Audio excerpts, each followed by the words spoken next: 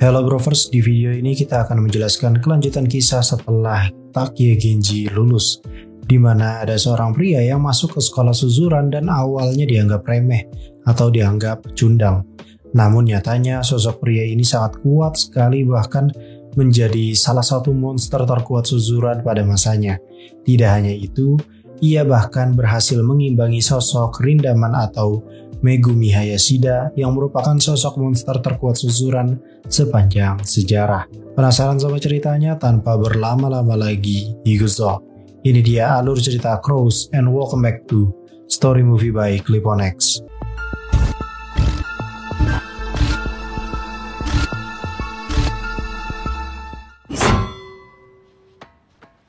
Pertama-tama diperlihatkan seorang murid Suzuran bernama Yasuda. Dia ini sedang dipalak sekitaran 5.000 yen atau kurang lebih 500.000 rupiah oleh murid Suzuran lain bernama Akutsu. Saking ketakutannya, Yasuda ini akhirnya lari ke gerbong sebelah dan tanpa sengaja menjatuhkan dompetnya. Nah, dompetnya ini diambil sama penumpang di gerbong itu yang ternyata dia adalah tokoh utama kita yang bernama Boya Harumichi. Awalnya Boya tidak ingin membantu Yasuda, akan tetapi karena ia melihat foto wanita cantik yang ada di dompet Yasuda, akhirnya Boya bersedia membantu Yasuda.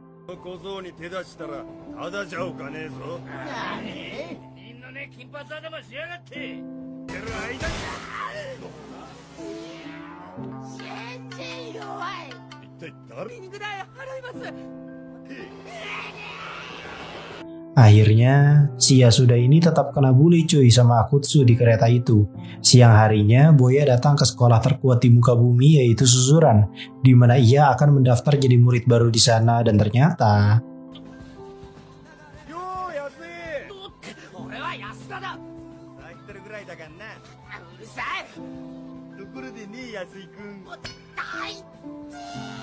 jadi mereka berdua tuh ketemu lagi cuy di pintu masuk Suzuran, di mana si Yasuda ini udah kondisi bugil gitu karena dibonyokin sama Akutsu tadi.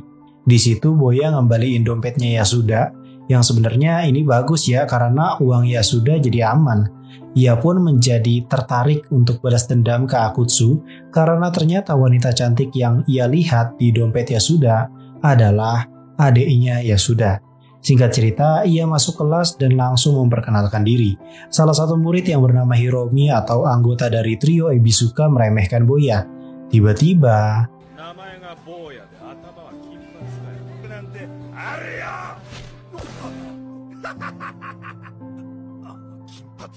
ya, aksi nekat ini menjadi tanda bahwa Boya sangat pede sekali dengan kekuatannya yang bisa dikompetisikan di sekolah Suzuran.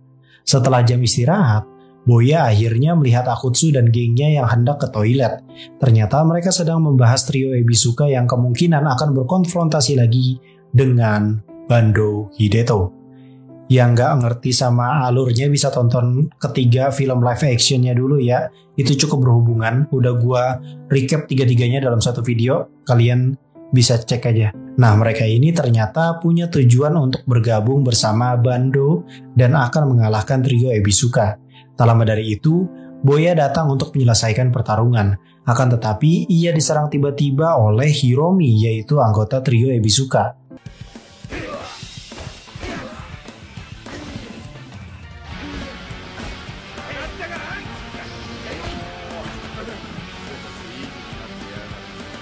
Karena kesal diserang dari belakang, Boya langsung menghajar Hiromi dengan mudah hingga terpental keluar toilet cuy.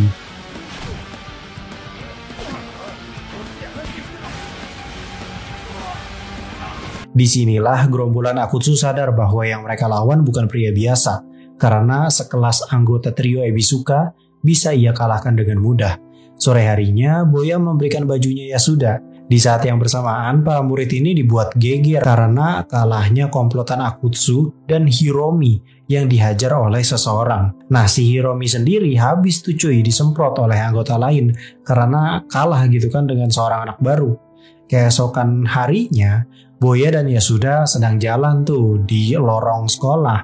Tanpa sengaja mereka bertemu dengan salah satu anggota dari fraksinya Bando yang bernama Senda. Di mana fraksi Bando ini merupakan salah satu yang terkuat di Suzuran. Selain trio Ebisuka, makanya mereka konfrontasi terus nih karena berusaha memperebutkan puncak. Bedanya kalau trio Ebisuka ini kan dari SMP Ebisuka yang merupakan adik kelasnya si Izaki. Intinya mah sebenarnya sama ya, ingin ngincer puncak Suzuran.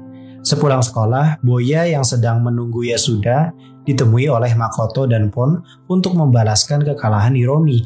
Mako pun akhirnya terlibat pertarungan dengan Boya.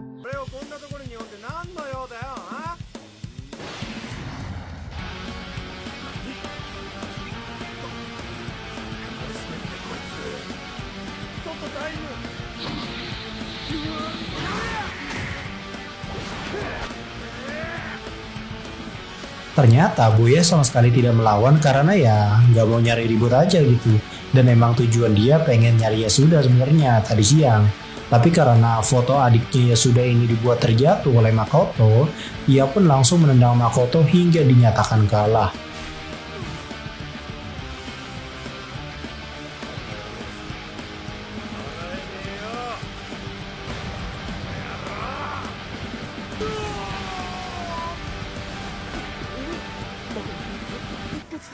Akutsu yang melihat hal itu langsung sadar bahwa sepertinya sosok Boya akan mengubah Suzuran seutuhnya di generasi itu.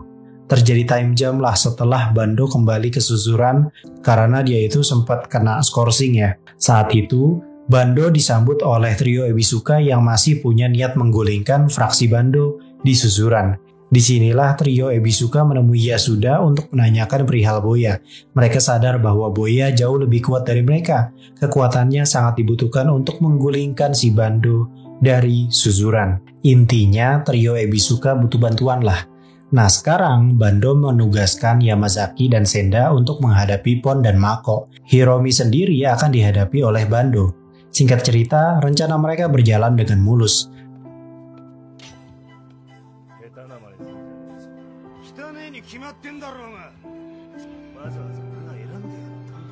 Namun ternyata Pon ditugaskan untuk kabur mencari Boya saat itu juga, sedangkan Hiromi sudah terlanjur dihajar oleh Bando.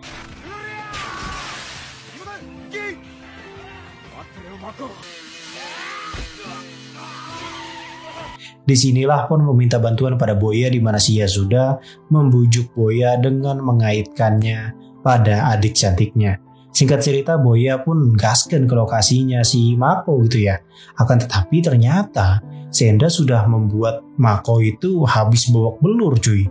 Disitulah si Boya tetap akan melawan Senda walaupun harus berhadapan dengan puluhan anak buahnya. Di sini Boya akhirnya lompat ke atas toilet dan menggocek semua anak buah Senda dan langsung memukul Senda hingga nyungsruk ke semak-semak.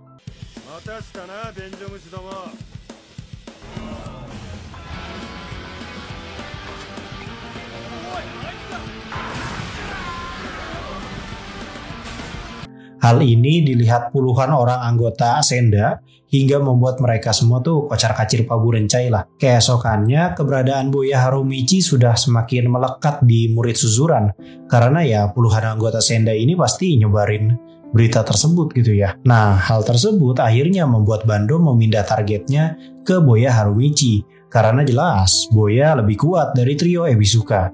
Di sisi lain, Boya mendatangi Hiromi dan Mako yang terluka parah akibat penyerangan kemarin. Sore harinya, Boya akhirnya memutuskan untuk join pada konfrontasi dua kelompok ini karena menurutnya ini sudah kelewatan dan kalau Pon sampai kena rujak juga, itu tanda kegagalan Boya dalam menyelamatkan mereka dari Bando sekaligus mengalahkan Bando. Jelas ia sudah sangat senang dengan sifatnya Boya ini. Saat ia sudah hendak pergi tiba-tiba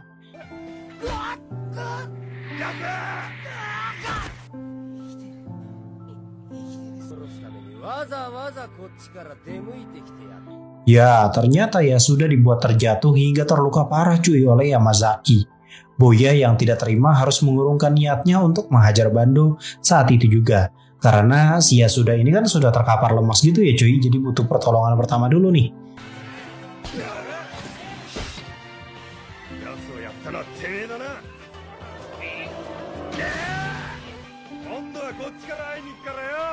Boya pun berjanji untuk meminta si Bando tetap tenang dan gak usah ngincer Boya karena sehabis ini Bando lah yang akan diburu oleh Boya Harumichi. Terus eta si abah pemilik motornya gimana anjing? Suram gitu nyokot motor teh jika GTA anjir. Keesokannya tanpa pikir panjang Boya langsung mendatangi si Yamazaki yang menjadi tersangka atas terluka parahnya si Yasuda.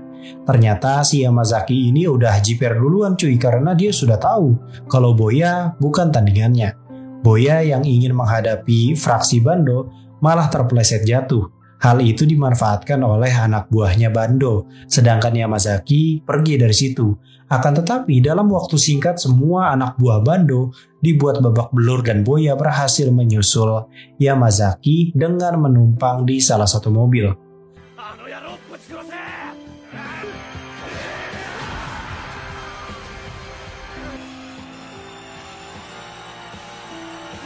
Setelah satu pukulan telak itu, akhirnya Bando mendapat berita tersebut di mana Boya kali ini yang menunggu Bando di tepi sungai untuk berhadapan 1 lawan 1. Jelas Bando sangat tidak terima karena fraksinya dikalahkan dengan orang baru yang bahkan belum sebulan berada di susuran. Ternyata di sana sudah ada trio Ebisuka yang ikut menunggu Bando. Dengan sigap si Bando menggunakan pisau untuk mengalahkan Boya, akan tetapi semua itu sia-sia.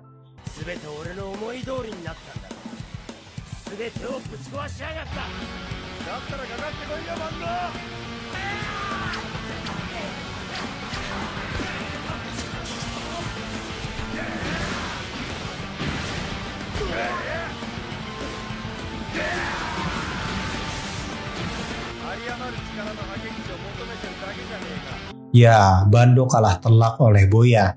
Dengan begini, resmi sudah bahwa Boya menjadi salah satu monster terkuat suzuran yang bahkan mengawalinya tanpa kroco ataupun fraksi. Singkat cerita, berita mengenai Boya Harumichi sudah tersebar ke seluruh penjuru suzuran. Boya mendadak jadi tenar gitu cuy namanya yang dipandang sebagai seorang pria yang dapat berada di puncak suzuran. Apalagi untuk saat ini, Boya tidak terkalahkan oleh kubu manapun, akan tetapi tentu saja masih ada satu monster terkuat sepanjang sejarah suzuran yang saking kuatnya orang tersebut berada di luar level puncak suzuran. Dia bernama Rindaman atau sebutannya Rindaman. Sosok yang tak bisa dikalahkan oleh Genji maupun Serizawa sekalipun hingga mereka lulus cuy.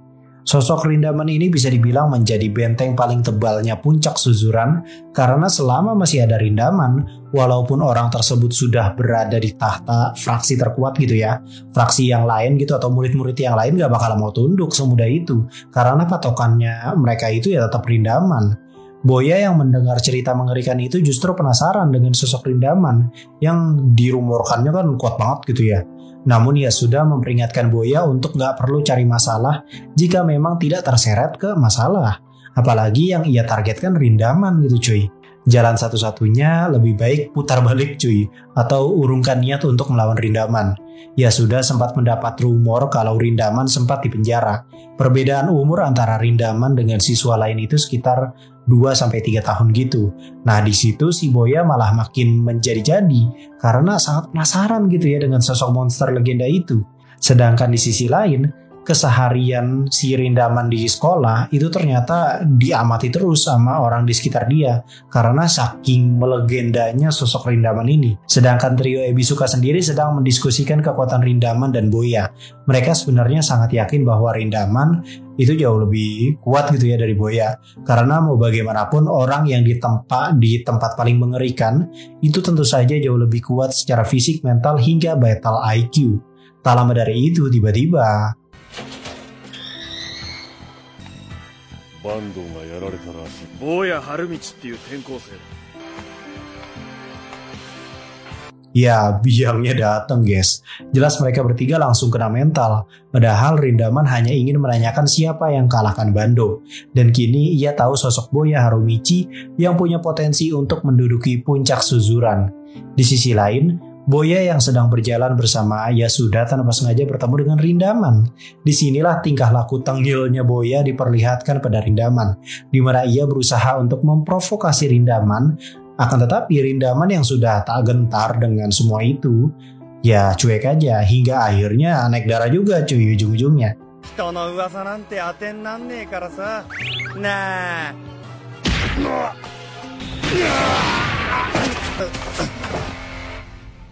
Anjir lah sekali habek tumbang si pirang. Siang harinya Boya mencari kemana perginya si Rindaman. Di sini ia sangat bersemangat sekali gitu ya. Bahkan ia mengakui bahwa ia tidak pernah dipukul seperti itu sampai mental anjir bete parah. Ia sudah pun memberitahu trio Ebisuka. Di sini jelas trio Ebisuka tidak heran jika Boya bisa kalah karena sesuai dengan julukannya saja gitu ya kalau Rindaman berada di luar level Suzuran. Rindaman merupakan pria yang terlalu kuat untuk menjadi seorang murid Suzuran karena ya dia udah di buff duluan ya di penjara coy. Di sisi lain, si Boya masih aja nyariin Rindaman karena saking penasarannya dengan kekuatan Rindaman yang sesungguhnya. Nah di sini si Boya itu merasa bahwa kok tiap dia ngeliat orang yang mirip Rindaman, dia kayak deg-degan gitu. Apakah dia takut apa gimana nih? Baru pertama kali Boya itu sampai seperti ini, apalagi para serta tatapan Rindaman itu kan ngeri banget ya cuy. Di sisi lain, Hiromi dan Yasuda mendatangi Katsuragi yang merupakan alumni dari Suzuran. Rupanya Hiromi mendekati Katsuragi untuk menanyakan perihal Rindaman. Kok mirip gitu ya? Template adegannya tuh agak-agak mengingatkan gue dengan adegan yang gimana ya? Coba kasih tahu di kolom komentar. Di sisi lain, si Rindaman akhirnya berhasil ditemukan oleh Boya. Ia pun diajak ke kolong jembatan untuk bertarung. Di sini Boya sempat membuat jokes dan dialognya works cuy anjing goblok. Sekelas Rindaman dikibulin cuy, emang janco nih orang. 僕は亀仙人のところで。おい。ほら見たまえ。 Di saat yang bersamaan, Katsuragi menceritakan masa kelamnya Megumi Hayashida yang membentuk kepribadiannya seperti ini. BTW, Megumi itu nama asli Rindaman ya. Pertama, Megumi kehilangan ayah kandungnya karena sebuah penyakit. Tak lama dari itu, ibunya itu memutuskan untuk menikah lagi. Akan tetapi, ibunya mengalami kecelakaan sebelum ia menikah, hingga akhirnya meninggal juga cuy. Megumi pun diasuh oleh pacar ibunya yang ternyata punya seorang anak. Pria itu sangat menyayangi Megumi hingga pada akhirnya si anak ini mulai cemburu pada Megumi dan terlibat pertengkaran dengan ayahnya sendiri hingga membuat sang ayah itu terluka parah karena ditusuk pisau. Megumi yang waktu itu baru pulang sekolah berusaha mencegah pembunuhan itu dan berakhir dengan kematian saudara tirinya dalam kondisi pisau menancap di dadanya. Beberapa hari setelah kejadian itu, ayahnya tuh akhirnya meninggal juga karena ya mungkin udah gak ketolong aja. Semua tamparan realita itu akhirnya membentuk sosok Megumi menjadi saat ini. Wah, ini namanya terbentuk anjing. Terlebih lagi perawakan si Megumi itu kan jangkung badak gitu ya, jadi nate orang pada sieun gitu. Ditambah sikapnya itu kan kayak dingin banget gitu gak sih? Nah, singkat cerita, kakeknya Megumi ini memindahkannya pada saat kelas 2 SMP. Dari sinilah Hiromi dan Yasuda sadar bahwa Megumi itu ternyata bukan orang jahat. Society lah yang membuatnya seolah-olah terlihat seperti orang jahat. Di sisi lain, Boya sedang terlibat pertarungan hebat dengan Rindaman anjing. Si random anjir. もう終わりか。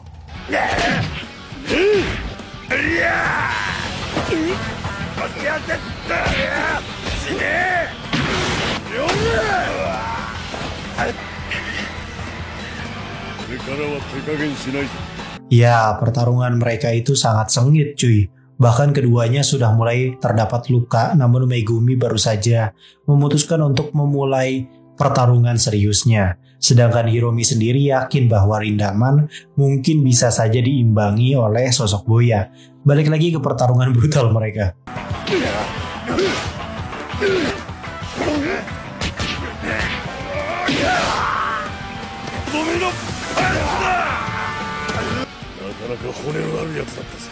Jelas di sini Boya baru merasakan melawan seorang pria dengan kekuatan yang di atas rata-rata cuy. Saat Rindaman hendak pergi tiba-tiba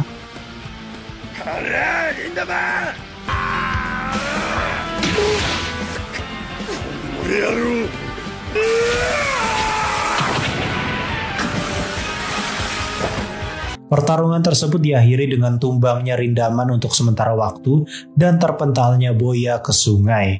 Sore harinya, Boya ditemukan oleh orang di sekitar situ dalam keadaan pingsan. Rindaman sudah tidak ada di sana. Jelas Boya sangat terpukul karena ia baru pertama kalinya terlibat pertarungan yang begitu hebat hingga kalah. Sedangkan Rindaman sendiri justru menganggap dirinya lah yang kalah. Rindaman pun menemui Katsuragi dan mengakui kekalahannya dari Boya Harumichi karena ini momen pertama kalinya monster suzuran bisa diimbangi. Katsuragi sendiri jelas makin penasaran dengan rupa dari Boya Harumichi. Sedangkan Yasuda sendiri ternyata sempat menemui Boya di mana Boya mengakui kekalahannya melawan Rindaman cuy. Bahkan Boya sangat memuji dedikasi dari sosok Rindaman yang bisa bertahan dengan bertarung dengan Boya selama itu. Tak lama dari itu, si Akutsu datang menghadap Yasuda dan memohon untuk bergabung pada sebuah fraksi yang dinamai Harumichi Family. Anggotanya ya udah jelas ya, udah pada tau lah. Dan ini menjadi cikal bakal terbentuknya salah satu fraksi terkuat suzuran di masanya. Malam harinya, Katsuragi sedang ingin beli Magnum Blue. Tanpa sengaja, ia bertemu dengan Boya. Karena Katsuragi ini gak sadar gitu ya dan gak pernah ketemu juga sama Boya, ya udah dia be aja. Namun begitu diberitahu oleh si Megumi kalau orang itu adalah Boya Harumichi, Katsuragi langsung kaget, anjing. Ternyata bocah idiot anjir yang nantang si Megumi teh. Boya Harumichi. Nani? Onomae wa erai sewa natta na. Nani?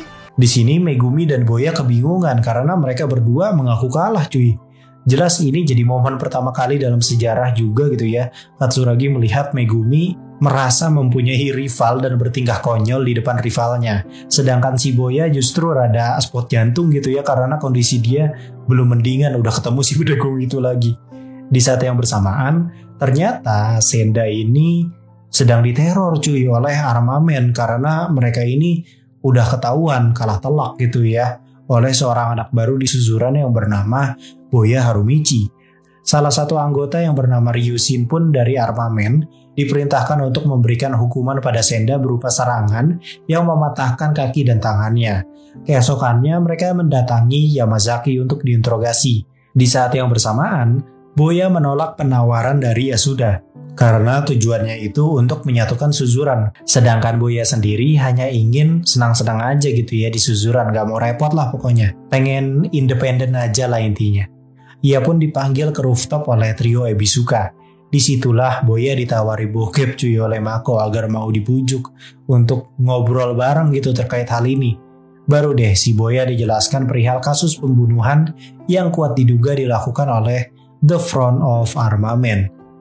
Di sisi lain, si Bando akhirnya ditemui oleh Yamazaki. Disitulah Bando meminta Yamazaki untuk membuat grup baru untuk mengalahkan TFOA dan Suzuran.